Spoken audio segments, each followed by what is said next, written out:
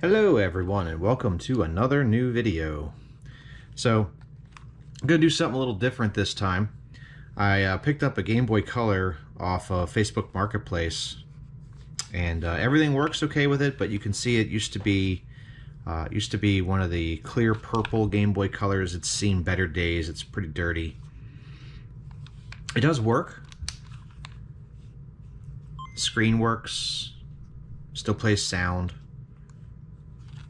Thing seems to work good for it. The only thing is this shell has seen better days. So what I'm going to do is, and also we have a potentiometer that might need a good cleaning here. I'll show you a good product that you can use to clean these potentiometers.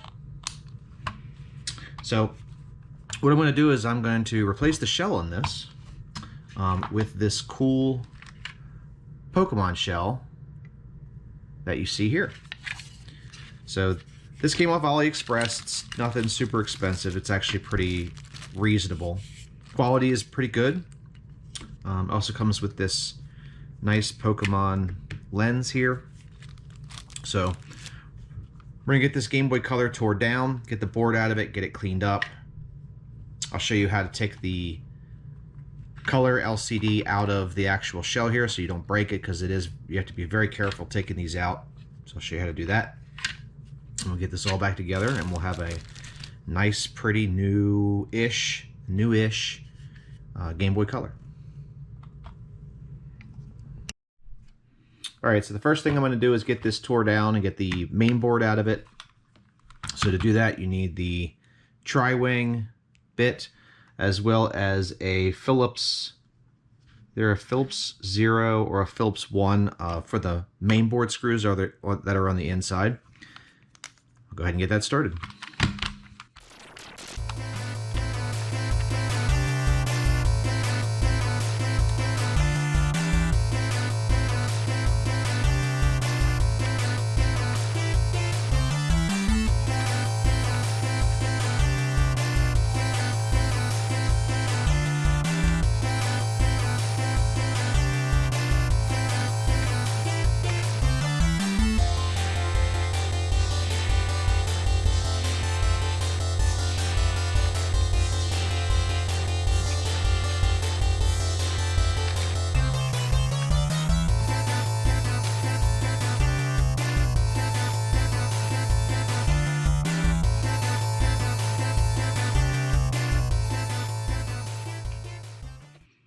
Alright, so now that I got this board out, I'm going to give this a look over.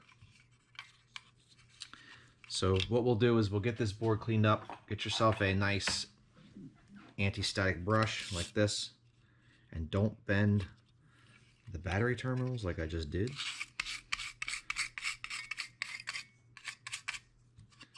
Clean the board off real good.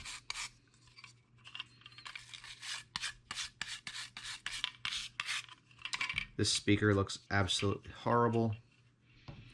So I'm going to take a little bit of IPA and see if it cleans up. So hopefully it's just a little bit of dust and dirt on the cover, which it does look like it is. So, ew, look at all that.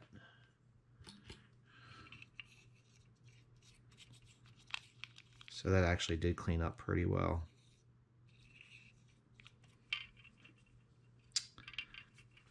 Thank goodness.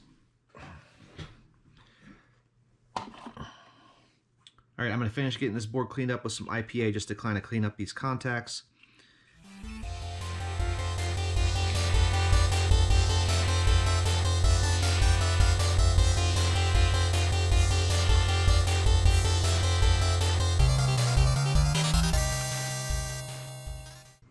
Alright, so now that that board's clean, we're going to address this issue with the potentiometer here, the volume dial.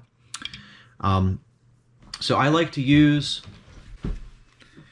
Deoxit. So you can find this on Amazon. It is a little pricey, but I do use it a lot.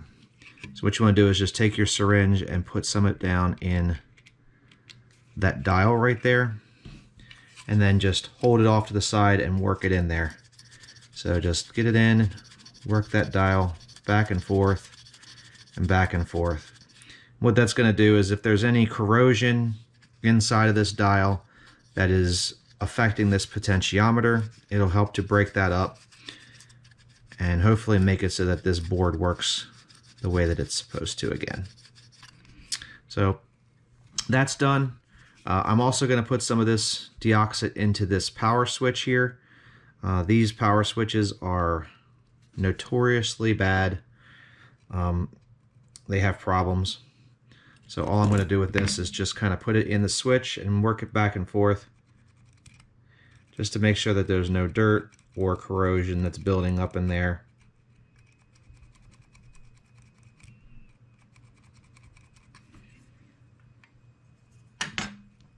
All right.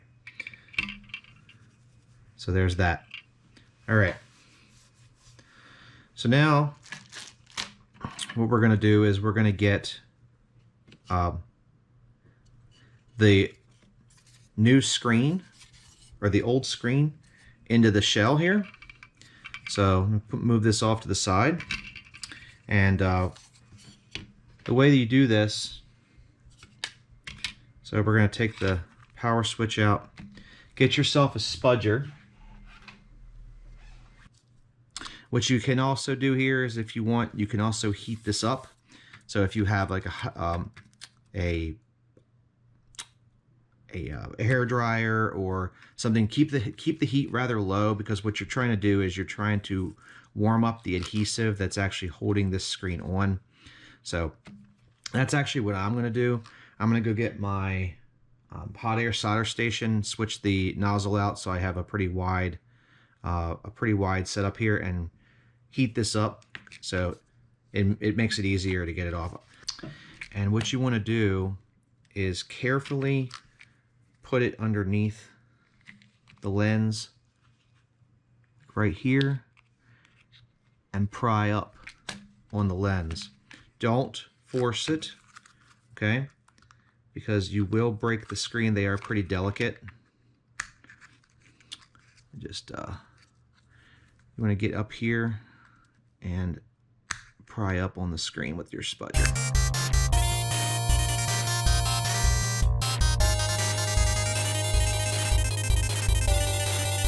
A few moments later.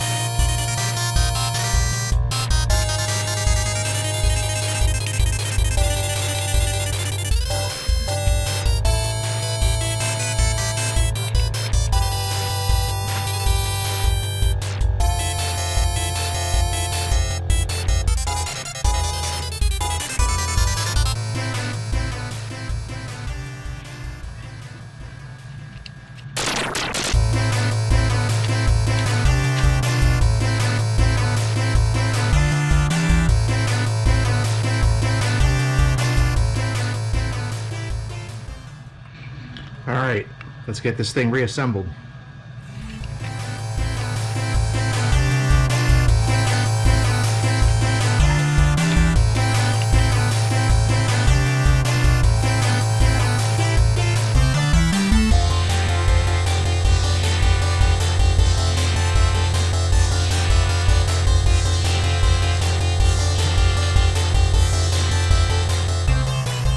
when you're ever reassembling one of these, the easiest way to tell what screws are supposed to go in is look for the little circles. So you see how there's a little circle over that one, a little circle over that one, and there's a little circle over this one here. Those are the only screws that you want to install.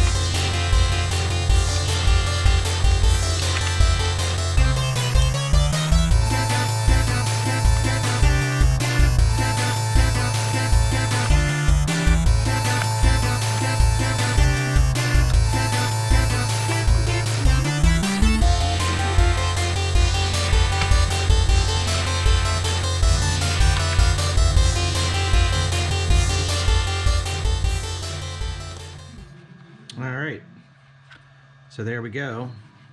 So there is a clear protective film on the lens here that I'm not going to take off. I know it's kind of scratched up here. It's fine. I don't care about that because can take that clear protective lens off, and they'll have a brand new screen underneath. Let's see how our work turned out. Oh, if you guys want to see the membranes that were in there, you can see there they are. Ugh, gross. I'll throw some fresh batteries in here.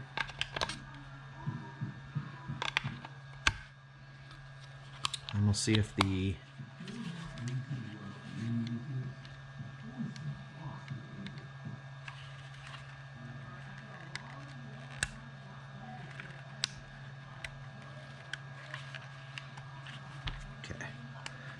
we'll see if the sound works a bit better.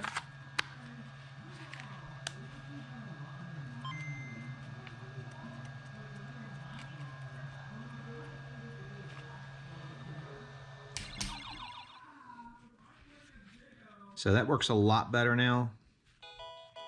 It's not crackling or cutting in and out like it was before.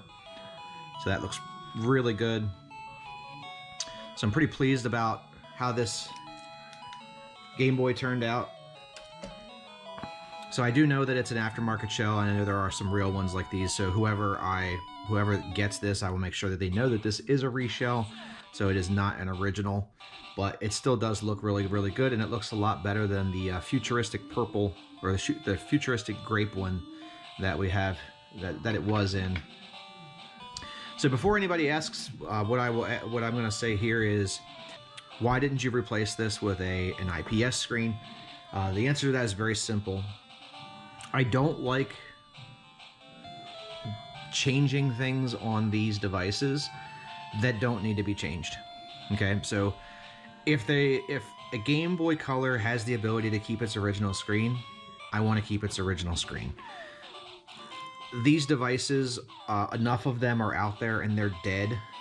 Enough of them have bad screens, things like that. So if I'm going to replace the screen, it's going to be on a device that needs a new screen, not necessarily just one that I want to change the screen on. I want to keep these devices as original as I possibly can. So I do have plenty of them that I do change the screens on. It's not that I can't change them. There you go. All right. So last thing I'm going to do here is I'm going to get the stickers. So these devices do come with, these reshell kits do come with the stickers for the back of them. So this one comes with the Pokemon Center sticker. There's a serial number sticker and also the color, the model sticker for the back of this. That's going to be a wrap for this video. This should be a pretty quick one, but I hope you guys enjoyed this reshell video.